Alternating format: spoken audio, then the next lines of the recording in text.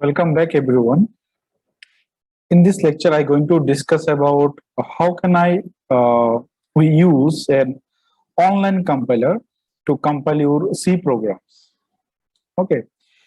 Previously, I have making a video on Dev C++, how to use that particular platform to write in code, to debug a code, everything in detail.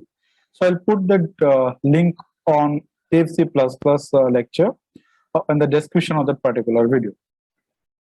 In this video, you're going to see how can you use an online compiler even though installing any particular software or any particular C compiler in your laptop.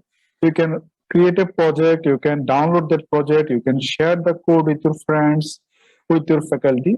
So let's see in detail how can we open that particular compiler and how can we use that particular compiler.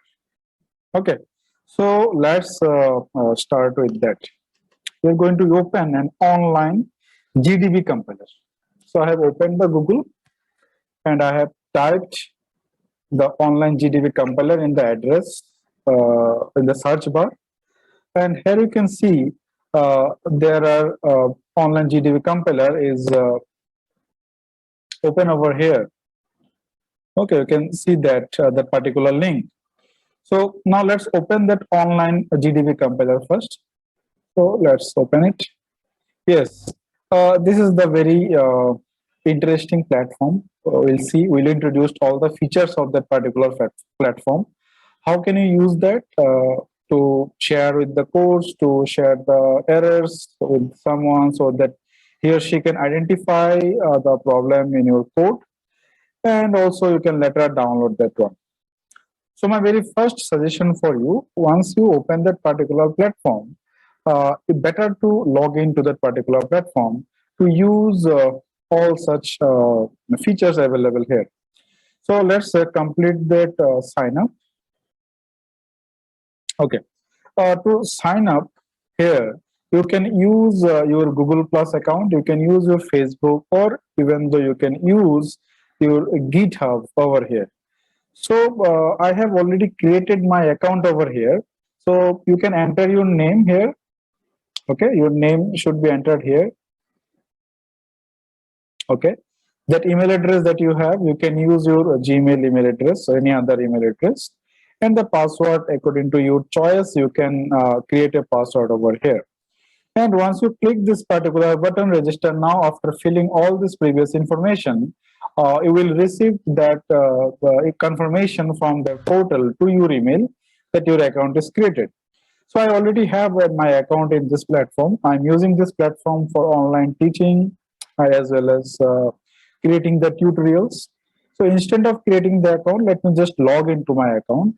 So let's click the login. Okay. So here I'm using my personal account. Yes, I have used my personal account here. Let's log in to that platform. Yes. So my login is done here. We here to learn how to execute a C program. So the very first important point here is that here you can see in this corner, it is asking you that which language that you want to compile your source file. So I want to build my source file in C programming. So better to select a particular language from this list. See all such languages you can work with this platform. So select C language. Yes, I have selected C language. Initially, if you see it here, you will find that a couple of comments is put it over here. So we don't require them. So let's remove those comments. Yes, we are deleted. A file will be created by default over here. Okay, so what is my suggestion for you? My suggestion for you that instead of working with that particular file, you can create your projects from here as well. Okay, so from this here, you can create your project. Okay, so better to save the file first before you write any piece of code. Click the save here. Once click save, it will ask to enter the name. Okay, it will enter the name. Here you need to enter the name of the project. So while you keeping the name of the project, my suggestion for you is that the name of the project should be a standard name. It should be started with characters only. It should not started with any number. So you can just give a name over here. Suppose my first program. Okay, my first program. See, there is no numbers I have used, only characters. You can have numbers with also, there is no problem, and save it with an extension .c. Okay, so once you type that particular project name correctly, then click on save over here. So now you will see that name of the project is appeared here. So now that means your whatever the code that you're going to write, you're going to write it for that particular project only. Okay, we can have multiple files as well in a project. We can have a single file project. We'll see later in this tutorial after a couple of after more lectures how to use a project with multiple files. As of now, I'm going to start writing a very simple code. I'm going to print this line to show you how that code going to be executed. Okay, so now let's by default code which is provided by the compiler, let's execute this file. To execute this file, what you can do, you need to click over this green color play button. Okay. Normally, if we use an offline compiler, there is a two-step process. It is a compilation and run. But here, once you just click this particular button, it will follow all the steps in the server of the GDB compiler.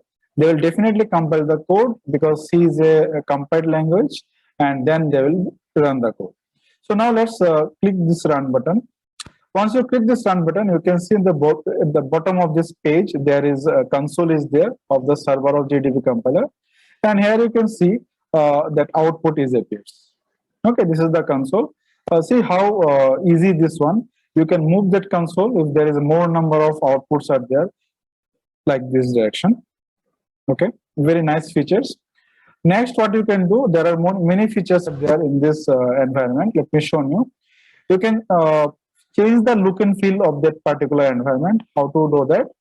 Just click on this icon, settings icon over here. This star mark icon. Okay, click over it. You can change the look and feel. Yes. Now see, you can select editor theme. Now it is light. I select dark. It just become dark. I keep it light. I like it. Editor mode is normal. You can select any other mode as well here. Multiple modes they have provided. So keep it normal always. Font size is there. Three different sizes: large, small, and medium. I keep it large because I prefer online video tutorial I'm preparing and teaching also.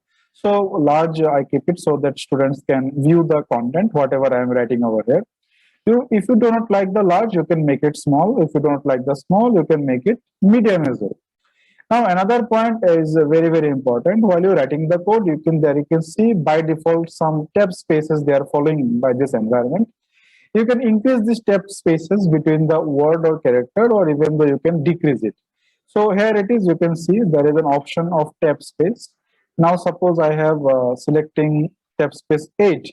Okay, so now if you type anything, the tab space will be increased over here. So I keep it normal to keep tab size to 4, which is the system. Normal, all the systems have supported this one. Okay, tab space. Auto complete on and off. I suggesting you that if you are the very beginner in C programming environment, keep it autocomplete on so that that other ID can provide you the suggestion while you writing certain syntax. If it is off, then no suggestion you will get from the ID. You need to type everything on your own. There are extra compiler flag that you can add. Yes, this is a provision is there. We use this extra compiler flag to change the compiler version or few other purpose. We'll see them later.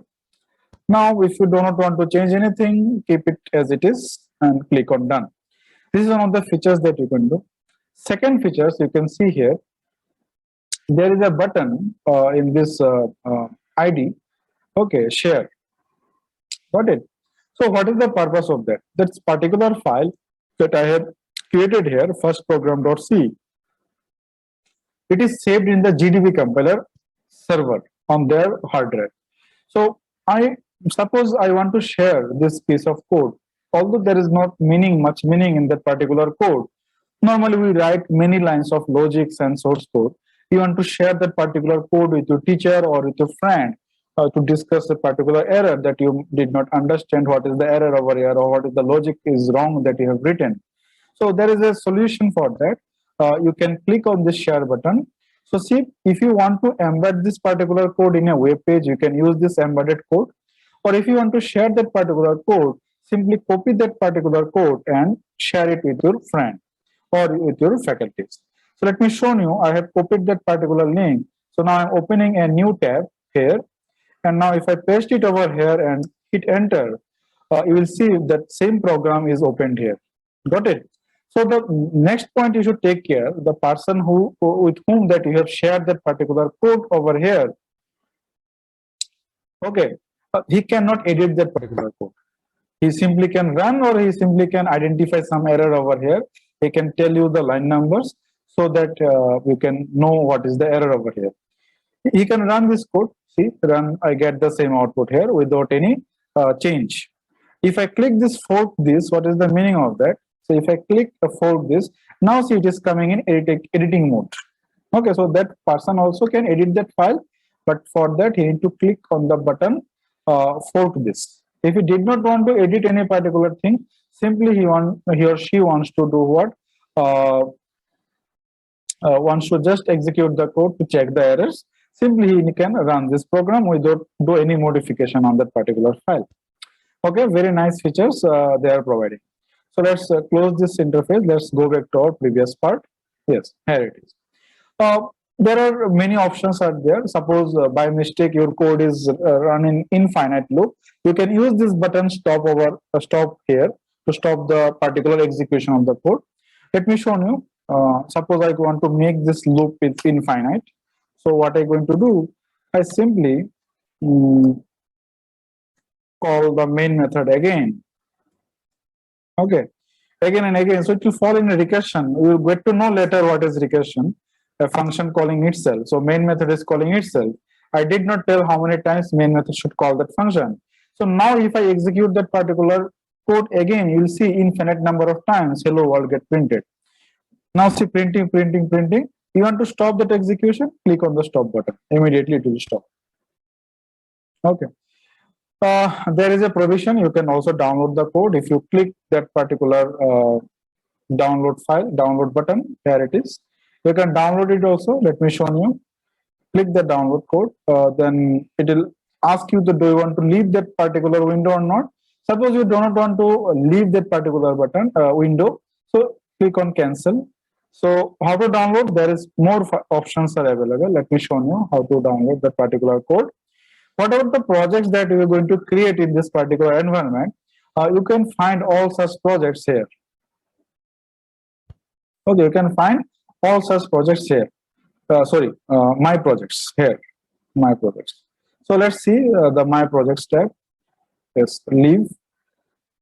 Yes. So see how many projects I have already have in this environment. Many projects. As of now, I have just created this project. You can see my first program 1.c. So now suppose if you want to download, you can click this download button from here as well. You can share the project by click of the share button. You can delete this project. Okay, and you can also edit it by click or reopen that project by click on the first icon. See now, if I click it here, it will ask you to rename. Okay, so now it is asking rename. So suppose I didn't like this name here, first program 1. I'm writing to just modifying it with another name, my first program. Okay. Okay, do not keep any space between the project title words. Okay, there are you can see that this project has multiple words. So do not keep space between them. Sometimes there is a problem, project will not compile.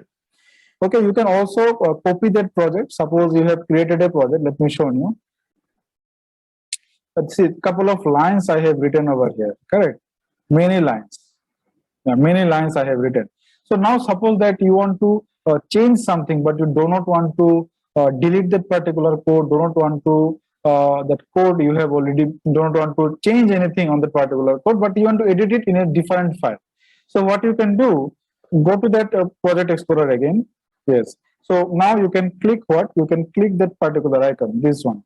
So what it will do? It will replicate the project. It will create a copy of that project, so you can did it in that particular new project. See, I'm clicking. If I click of this over this icon, see what is happening. So see, replica is created. Replica is created. You can see in the left panel, it is showing that forked from insurance problem. My earlier project name is insurance problem.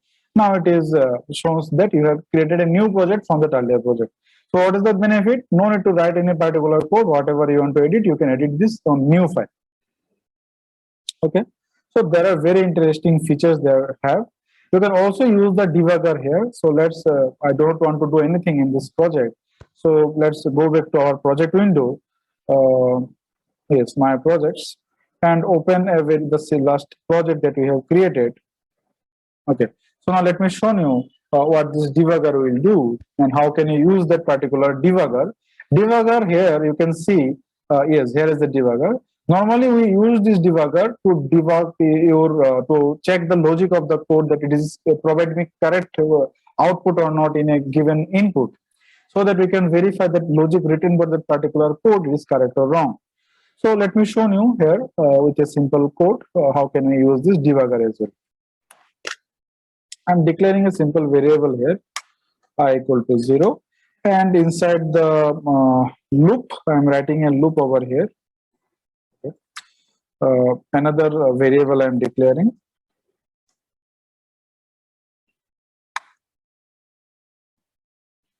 Okay, inside that I am going to keep update the value of I. So I'm going to write I equal to I plus j.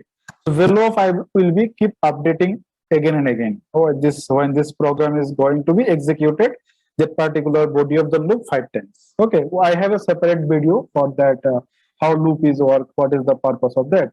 I just want to show you the debugger, how can I use it. So use the debugger at the very first step, save this file. Okay, my project is saved, and then once you need to execute that particular file. So let's execute. Okay, there is some mistake in the code. Okay, semicolon is missing. Fine. Now it is fine. Run.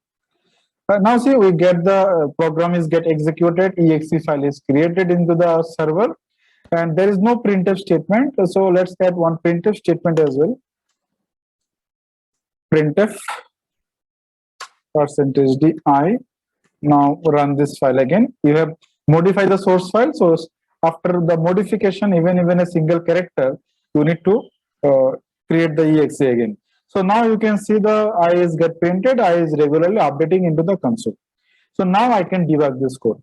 To debug this particular source file, you need to create a breakpoint first. So how to create a breakpoint? Breakpoint means from which line that you want to debug, from which line point of line you want to check that value, any particular variable status state, how is modifying. So to do that, you need to keep on this window. Sometimes you look careful, this window go a little bit outside of the frame. So better to keep make this window in front. Okay, and now we don't require the left hand side project panel, so you can also remove that panel from here and bring that panel here again. If you want to bring that project panel again, click over this icon. Click over this icon. So it will open the project panel again for you. See, project panel open. Now this is the window we normally prefer to check the variable status state during the execution. So here I am creating a breakpoint. I want to analyze the values of I, how it is updating. So I selected this line. Click this. For that, what you need to do, first of all, end this. Okay, and now click on that particular line that we want to analyze how its value is updating. Okay, so see, I have clicked again, then breakpoint is removed. I have clicked it again, so breakpoint is come here. Okay, so now click on the debug. There is a guide is there. You can see that recording and tutorials they have provided. Okay, so now it is see, you have that output file is created, a.out. Now it is start the debugging. So to start the debugging, what you need to do, you need to click Okay, so see, it is telling you that you can see in the description part, telling you that in line number 7, you have created a breakpoints. So from that line, you can use this watch window for the variable, and you can also see how that value is going to be updated. So now to start the debugging, what you need to do, click the start option. So see, I have clicked. Now when I clicked, before compiler that execute that particular line that you have identified as a breakpoint, you can see inside to execute that particular statement, there is a two variable. One is I and another is j. So at the very first point, you can see line number 5, I is initialized to 0, and inside the loop, j is declared also initialized with 0. So here you can see in the watch window, the value of j and I is both are 0 at this point. Okay. So now it will enter to the loop and it will execute this particular line. So let us now click step into. Okay, step into this button. Step into means you're going to inside the body and you need to execute that particular line. Okay, so click on step into. So now once I click the step into, now it is you can see that now it is considering the printf statement only. So printf is a library function. I do not want to go to the details of printf statement here. So now I do not want to execute the printf statement because it's going to open the header file and takes too much time. So I just going to click now step over. Okay. So now if I step over, see it is, you can see printf.c file is get opened. It is try to next click step over. So it is still remain in printf.c. So instead of step over, let's click on continue. Okay. So now I again click on continue. Now you can see carefully. Earlier when this particular line get executed very first time, the value of I and j is 0. So now due to the earlier execution, now the j become 1. Why? Because see, due to this update is there, so value of j is get incremented from 0 to 1. So now you can see j is 1. Okay, j is 1 will be there, and I is value is still showing now 0. J is updated due to this updation. So now once this line get executed, you can see the value of I. So now let's click over the continue button again. Okay, now you can see once I click the continue button again over here, j is again updated to 2 because of this increment operation. And what we done earlier, we have executed this particular line. Okay, we have executed this particular line. So earlier the value of I is 0. Now we have add the value of 1 with j. So we get the value 1 to the I. So now say I is get updated. Now this line will be again consideration for execution, but as of now value of j is 2. So what we're going to do? We're going to do here I equal to I plus j. So what is the value of I? Value of I is here 1. So you are writing 1 plus j, j is 2. So 1 plus 2, it will become 3. So let's click on the continue button. You can see in the watch window. Okay, now see what happened. You can see it very carefully. See what happened here. J is 3 because of this updation. Okay, and I is 3. 1 plus 2 is become 3. So this watch window that I am using here to analyze the values of I, how it is modifying. Click further to the continue. Now see, j become 4 and earlier j is 3. 3 plus 3 is become 6. Now j is 4. So again this addition will be performed. So 4 plus 6 is it will become 10. Click on continue. Yes. So now you can see the output over here. Look at the console. Yes, the output 10. So now it is this execution is over. This line is not going to be executed anymore. So that's why see there is no option of continue again. So now our debugging is done. You can use this debugger in GDB compiler. Very handy debugger they have given, so that you can check your logic. You can check the boundary values of particular conditional variable, so that you can write a correct logic. So now you want to stop the debugger. Click on the stop option. Okay, so our debugger has stopped, and remove that breakpoint as well. Okay, so I have explained everything here. If you are a teacher, you can also create a classroom here. Okay, you can also create a classroom by clicking on this classroom option. Okay, what is the benefit? You can create an assignments over here, and how to create a project. Let me how to create a classroom over here. Yes. you can see there is already a classroom is already created. If you want to now my login as a student here, if you want to create a classroom here, you need to, while you creating the project, creating the account here, you need to be done a faculty login instead of student login. So let me show you here how you can do this.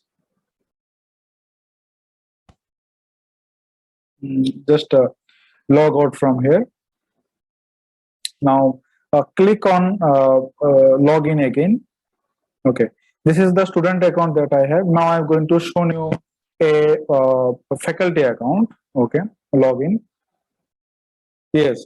Now if I click on the classroom, here you can see earlier here it is showing student. Now it is showing for teachers. So now the couple of class I have already created over here. Let me delete them. Don't require them. Suppose I'm deleting. Yes. Delete. Yes. Okay. You want to create a new class. So what you can do? You can just click this add button over here. Okay. So let's click this add button. So create a classroom. Suppose you want to create a assignment classroom over here. Assignment classroom batch 1. So if you're running multiple batches, you can allocate the assignment batch wise. Now click OK. So a classroom is created. Let's go to the classroom. Okay. So right now there is no student enrolled. So what you can do, you can invite the students by click on this button, invite students. You can also invite a teacher who can also add an assignment for the student by clicking on this invite teacher. Once you click on this particular button, a link will be open. You can copy this link and share this link through WhatsApp, through email. So anybody who click that particular link, if a student, they should be added as a student. They cannot add the assignment, but they can solve the assignment. You can also import the assignment. If you click over it, see already I have couple of assignments created for other section. So I'm clicking this one. So an assignment is imported over here. There is an option, the due date of submission. Okay, you can edit that particular file. You can also need to create. If you want to make, is it manual check or automatic check? If you want to make it automatic check, you need to add some test cases over here for the faculties. Definitely those are teaching programming language, they know what is test case. Okay, so you can, if you click this test case, you need to give the name of the test case and what input that you want to give and what output that you are expecting, and you can save that multiple test cases over here. So once students want to submit that particular assignment, they can easily evaluate through the system. Okay, so they also can see that their code is executed or not, which test case is satisfying, which test case is not satisfying. Here you want to use C language or whatever the language you want to prefer, you can give them for practice purpose. So this is a very handy platform you can use. There also have some programming tutorials they're preparing. Earlier I have checked, it is not completed. So let me check now. It is not completed yet, I think. Yes, they have done up to array only. It is not completed yet. I think they will add slowly, gradually, whatever. There are also put some C programming examples over here. Lots of the programs there, you can refer to the students for them. And they also have quiz on C++ and C as well. So this is a very handy platform you can use for all purpose. Okay, so let's go back to the platform. Fine. So I hope it will help you for teaching any language. Where normally when you're teaching over the online, student have some problem always, that compiler, how to install, how to download, they face difficulty. Instead of installing in your laptop or computers or desktop computers, use that interface, save the project here, sit anywhere with the laptop, just need internet to work with that. Okay, hopefully this video will help you to teach programming languages over online, okay, without installing any single software into the laptop. Because you're installing any particular laptop, there might be some system dependencies are there. You're downloading 32-bit compiler, but they need 64-bit version. So some issues over there always. So without doing this, you can use this platform over here. They also have good tutorial. You can see good tutorials over there in the GDB compiler. You can go through the tutorial how to use this GDB, what is GDB. You can read them. Okay, so many things they have already given. Here you can see the GDB tutorial. Okay, if you want to use this platform for any business purpose, you can contact them.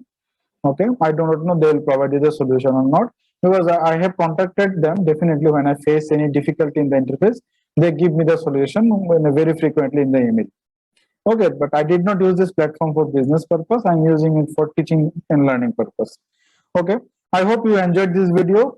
Please do not forget to see the other videos to this playlist present, how to use Dev C++ offline compiler for executing C program as well, and how to use the debugger in Dev C++ as well. I have already designed that particular video. You'll find the link in the description. Have a nice day. Give me a thumbs up. Do not forget to subscribe my channel. Thank you very much. Have a nice day.